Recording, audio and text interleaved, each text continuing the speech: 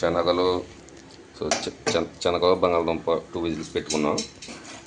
So అది wow. ఆప్షన్గా బంగాళదుంప బదులు వంకాయ కూడా వేసుకోవచ్చు. వంకాయ శనగలు కూడా వండుకుంటారు. సో మేమైతే బంగాళదుంప శనగ అవి ఉడికి పక్కన పెట్టుకున్నాం.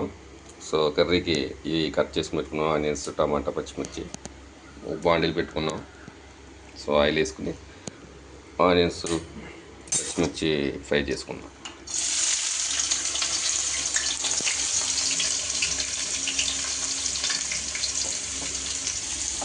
ఫస్ట్ ఫ్రై చేసుకున్న తర్వాత అదే వేగాక అప్పుడు పచ్చిమిర్చి, టమాటా వేద్దాం.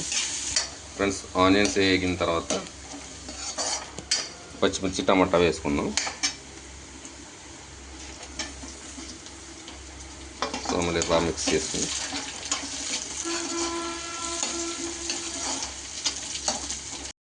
ఫ్రెండ్స్ ఇలా బాగా వేపుకున్న తర్వాత ఇప్పుడు అల్లం వెల్లుల్లి పేస్ట్ వేసుకోవాలి. ఇందులో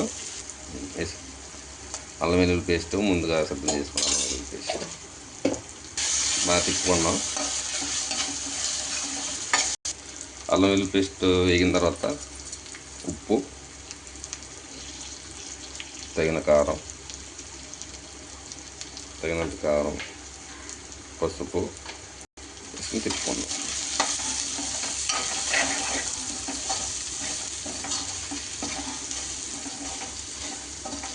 ఇవి ముందుగా సిద్ధం చేసుకున్న శనగలు, బంగాళదుంప కుక్కర్లో 2 విజిల్స్ పెట్టుకున్నాం. అందులో వేసుకున్నాం.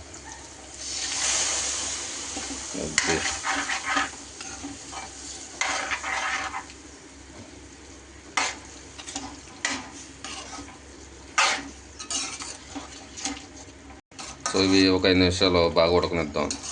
అల్లం వెల్లుల్లి పేస్టు ఇవన్నీ కూడా ఇంగ్రీడియంట్స్ పట్టేలాగా.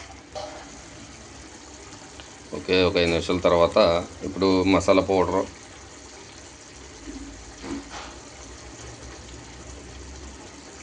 ఇంట్లో తయారు చేసుకున్న మసాలా అండ్ ఇదేంటిది మిరియాల పౌడరు. ఓకే ఫ్రెండ్స్, తిప్పి మూత పెట్టుకుని ఎగరనిద్దాం. ఆ తర్వాత పైన కరివేపాకు వేసుకోవడం, కరివేపాకు గార్నిష్ చేసుకోవడం అయిపోయింది. బంగాళదుంప శనగల కూర రెడీ.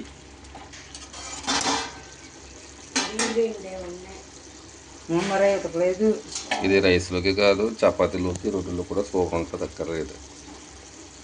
ఫ్రెండ్స్, అది ఎగిరిన తర్వాత కరివేపాకు గార్నిష్ చేసుకుని ఒకసారి తిప్పేద్దాం.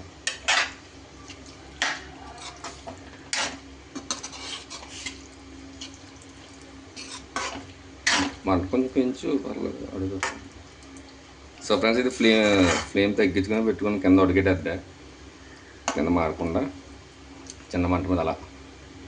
సో నైస్, బాగుంది. స్టవ్ ఆఫ్ చేసుకోవడం. ఆల్మోస్ట్ అయిపోయినట్టే. ఒకసారి టేస్ట్ చూద్దాం. మేడం, టేస్ట్ చెప్పండి, ఎలా ఉందా?